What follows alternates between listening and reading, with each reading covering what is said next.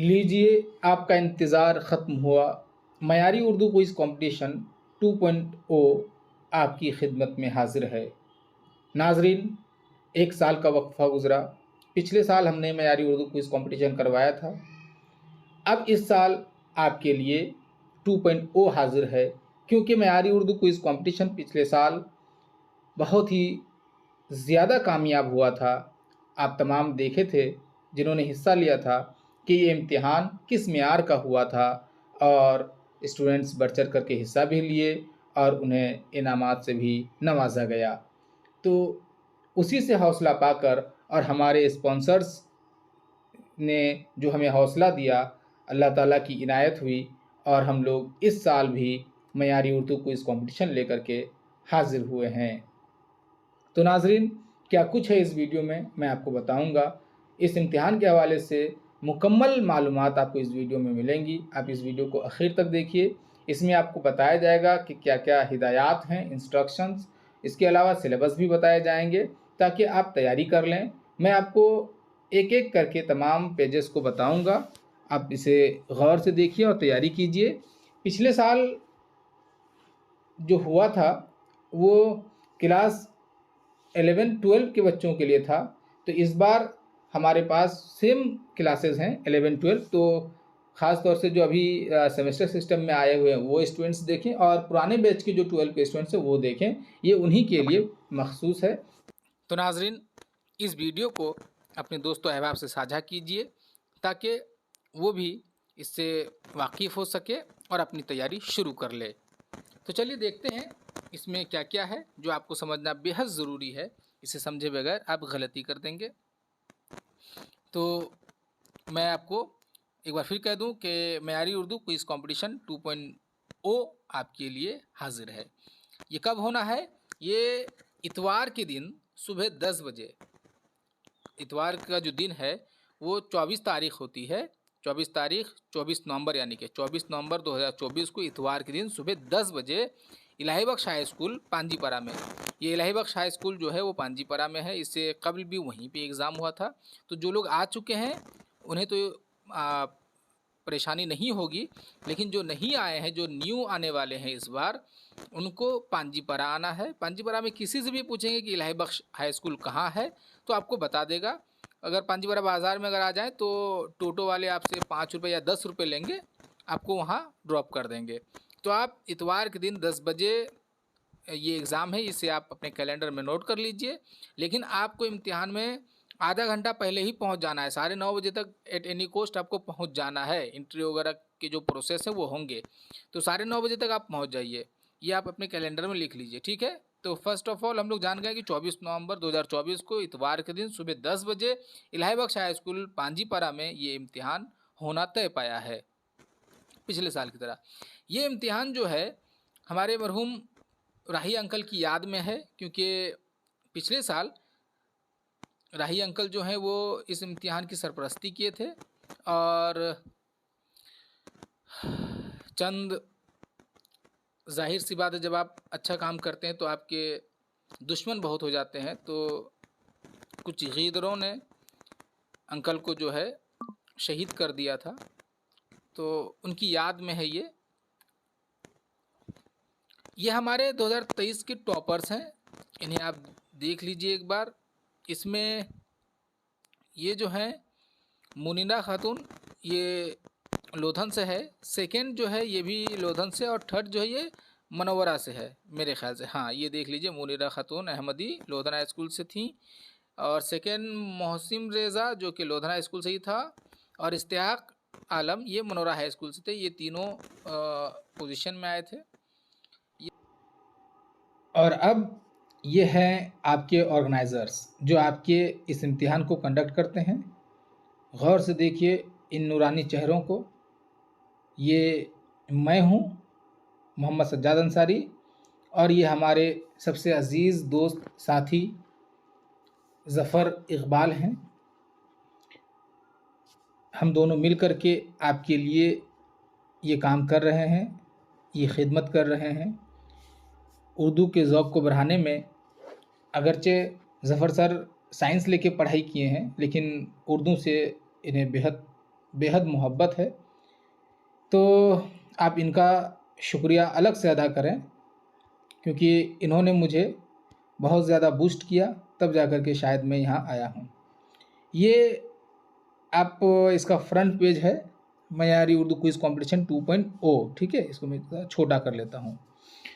In tribute to our beloved late Mohammed Rahi, ex pradhan of Panjipara gram panchayat, ये हमारे uncle की याद में इस इम्तिहान को मुनक्किद कर रहे हैं, ऑर्गेनाइज्ड बाय मयारी उर्दू, जहाँ पे आप ये वीडियो देख रहे हैं। ये कॉन्टैक्ट नंबर है, इसे आप ज़रूर नोट कर लें। अगर किसी तरह की परेशानी हो तो आप कॉन्टैक्ट करें, लेकिन पहले इस वीडियो को देख लें।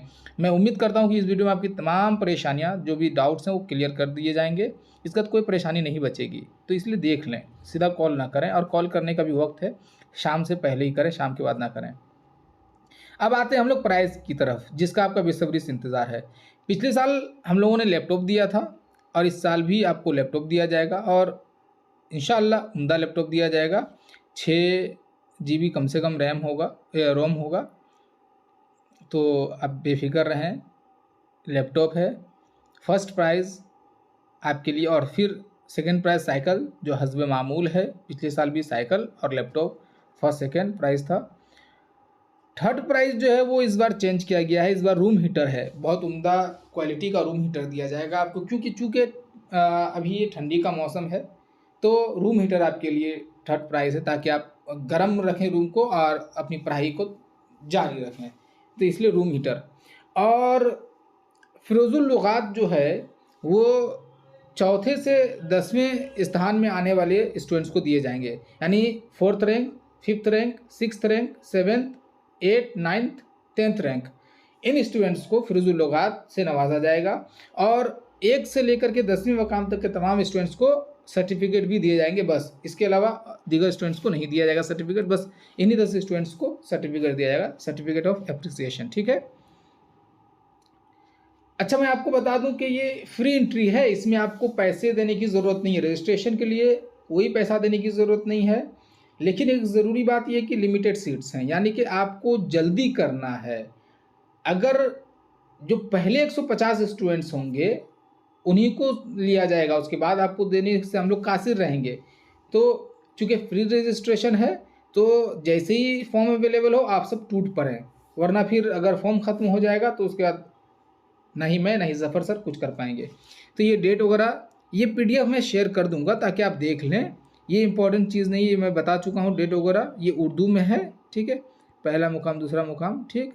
ये हिदायत हैं जो इम्पॉर्टेंट है, ठीक है। इस वीडियो के लिए, वीडियो का मकसद इन हिदायत को समझाना है, हिदायत को समझ जाइए। ये इम्तिहान चूँकि मौरूज़ी तर्ज का होगा, पिछले साल भी हुआ था। MCQ 4 ऑप्शन दिए जाएंगे, और 4 ऑप्शन में से कोई एक जो दुरुस्त होगा उसे आपको गोल करना है, सर्कल करना है, ठीक है, फिल कर देना है उसको। नमूने के तौर पे मैं आपको दिखा दूंगा। आप जो पिछले साल एग्ज़ाम दिए वो तो जानते हैं कि जिस तरह से आप OMR शीट पे एग्ज़ाम देते हैं, OMR शीट जानते हैं ना, आपको फिल करना होता है, तो ये भी फिल करना है आपको, ठीक है। उसके बाद इम्तिहान में शुरोगा की कुल तादाद 150 होगी, 150 पार्टिसिपेंट्स ही होंगे इस एग्ज़ाम में।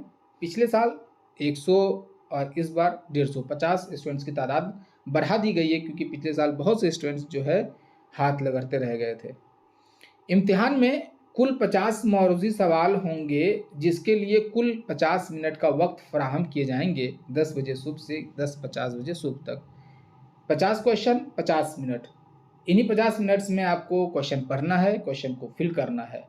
देखिए, अगर आपके जहन में ये सवाल आ रहा है कि वक्त कम है, तो ये जो आपको इनाम दिया जा रहा है या फिर आपको कंपटीशन की तरफ माइल किया जा रहा है, इसका मकसद ये है कि आप जो आला लेवल पे जो कंपटीशन होना है उसके लिए आप तैयार हो जाएं, अभी से तैयार हो जाएं।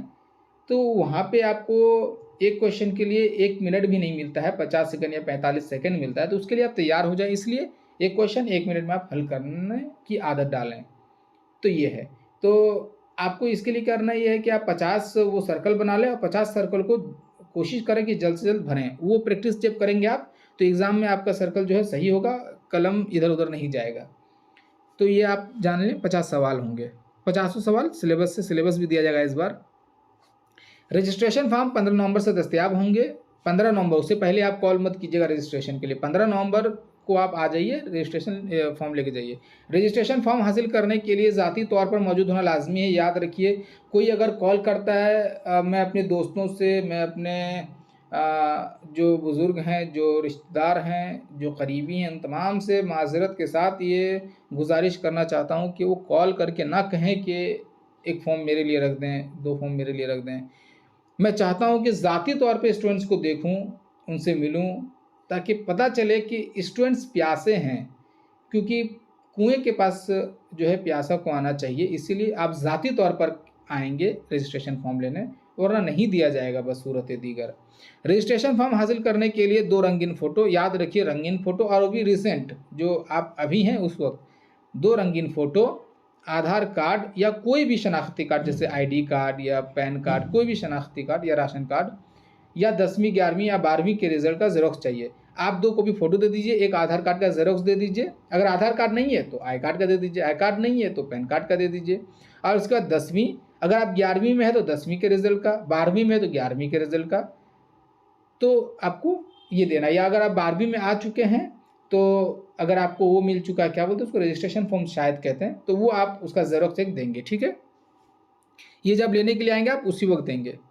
इम्तिहान गाह में एडमिट कार्ड का लाना लाजमी है, बसूरत दीगर इम्तिहान गाह में दाखिला ममनू होगा।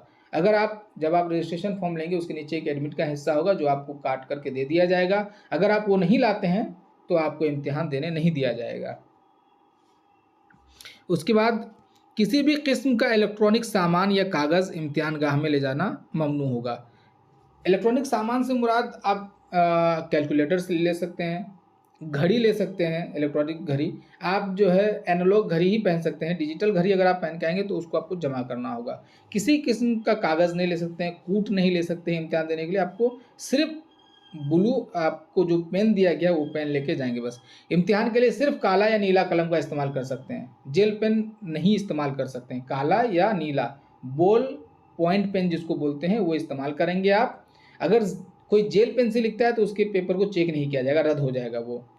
तो सिवाय कलम के आप इम्तिहान गाह में कुछ नहीं ले जा सकते हैं, याद रखिएगा। और अगर आपके पास कुछ पाया गया, किसी किस्म का कोई कागज़ पाया गया, तो फिर आपके पर्चे को रद्द कर दिया जाएगा।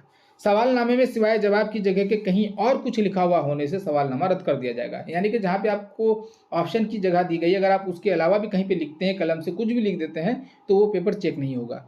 इम्तिहान के नतीजे का ऐलान उसी दिन 1 बजे यानी कि 24 तारीख को ही किया जाएगा। पिछले साल भी ऐसे ही हुआ था कि एग्ज़ाम के जस्ट बाद जो है नतीजे का ऐलान किया गया था।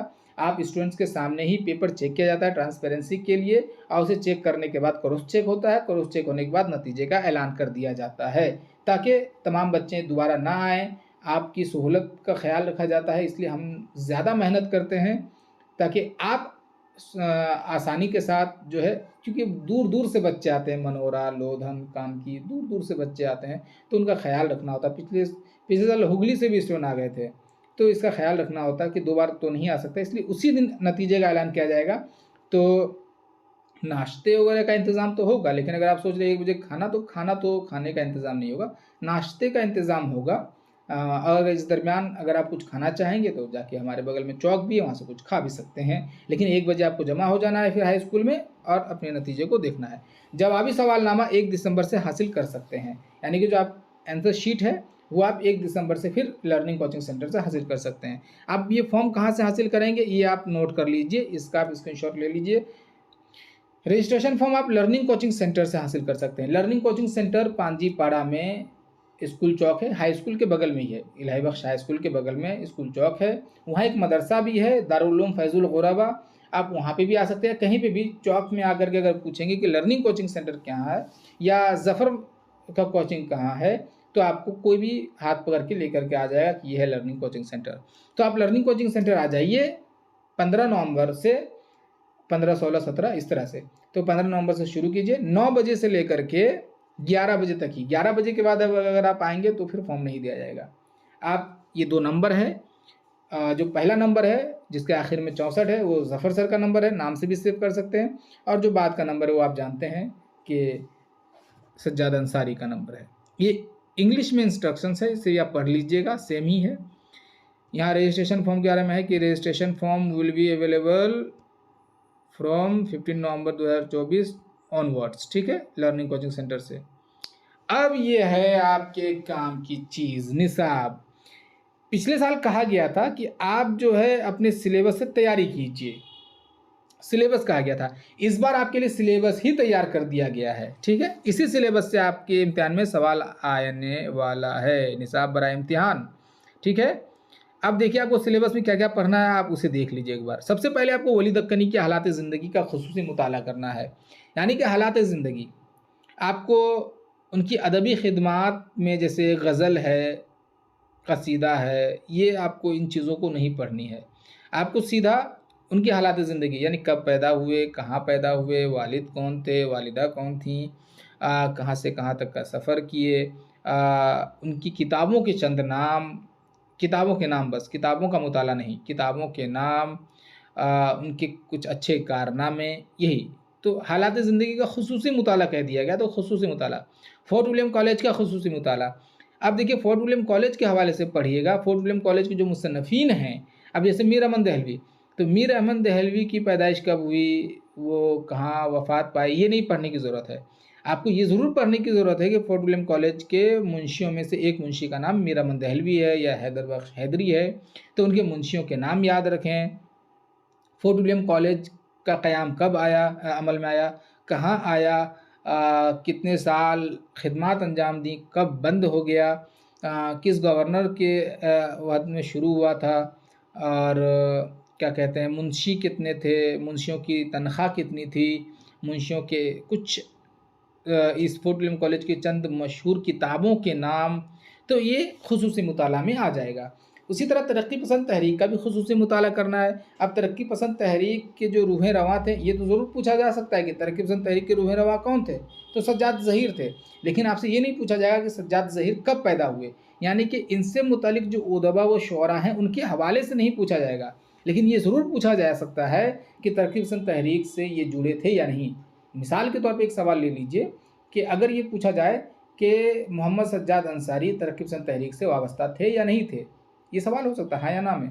तो आपको ये जानना ज़रूरी है कि तरक्की पसंद तहरीक से कौन कौन से शायर और अदीब वाबस्ता थे, ठीक है। इसके अलावा तरक्की पसंद तहरीक की क्या खिदमात हैं, उनके क्या मकासिद हैं, कब शुरू हुई, कब ख़त्म हुई, वगैरह वगैरह, ये सब आप जान लें। उसके बाद मीर अमन दहलवी और बागो बहार का खुसूसी मुताला। अब देखिए मीर अमन दहलवी की हालात ज़िंदगी वगैरह तो आपको पढ़नी है, इसके अलावा बागो बहार का भी खुसूसी मुताला करना है। अब बागो बहार का खुसूसी मुताला किस तरह, आपको मतन पढ़ने की ज़रूरत नहीं, मैं बागो बहार के मतन से सवाल नहीं दूंगा, बागो बहार के हवाले से सवाल। एग्ज़ाम्पल के तौर पे कि बागो बहार कब लिखी गई, बागो बहार में कितने दरवेशों का किस्सा है, बागो बहार में किस बादशाह का जिक्र है, मतलब मोटे मोटे तौर पे जो सवाल, मतन से कोई इक्तिबास उठा के सवाल नहीं दूंगा कि आपको मतन पढ़ने की जरूरत है। तो बागो बहार के हवाले से चूँकि आपके पास शायद ना हो, तो मैं आपको बता दूं कि यहाँ पे जो भी टॉपिक्स हैं उसके हवाले से मारूज़ी सवालात हमारे चैनल पे मौजूद हैं, आप जाके देखिए। आप लिखेंगे बागो बहार का खुसूसी मुताला, तो बागो बहार के हवाले से आपको वीडियो मिल जाएगा, ठीक है। तो आप वहाँ से देख सकते हैं, और मैं उम्मीद करता हूँ कि वहाँ जो मवाद है उन्हीं मवाद में से सवाल आएगा। तो बेहतर है कि आप हमारे यूट्यूब चैनल पे जो वीडियोज़ अवेलेबल हैं उनका मुताला करें, उन्हें अच्छे से याद कर लें, ताकि आप एग्ज़ाम में अच्छे से नंबरात हासिल करें, ठीक है। तो बागो बहार के हवाले से भी आप देख लें चैनल पे। ज़हीर अनवर की हालात ज़िंदगी और ड्रामा मत सहल हमें जानो का खुसूसी मुताला।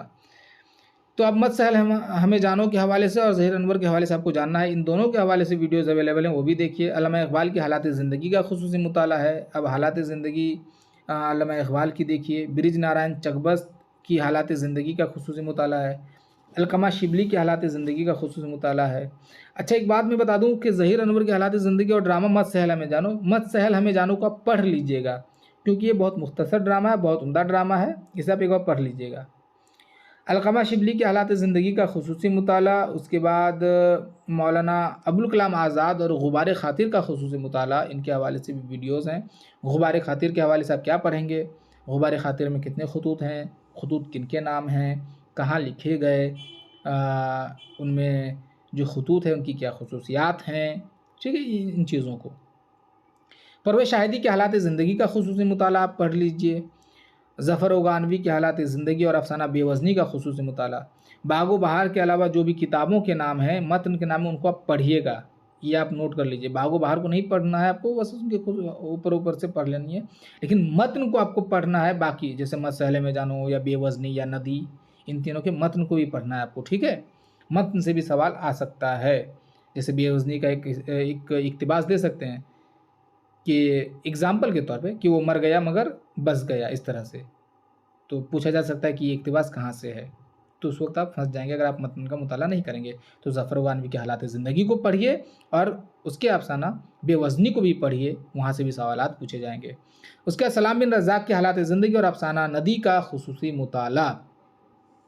अफ़साना नदी के हवाले से अभी-अभी मैंने वीडियोज़ अपलोड किए हैं, बहुत तफ़सील से वीडियोज़ हैं, उनको देखिए, वाज़ेह हो जाएँगे आप। ख्वाजा अल्ताफ़ हुसैन आली के हालात ज़िंदगी का ख़ुसूसी मुताला।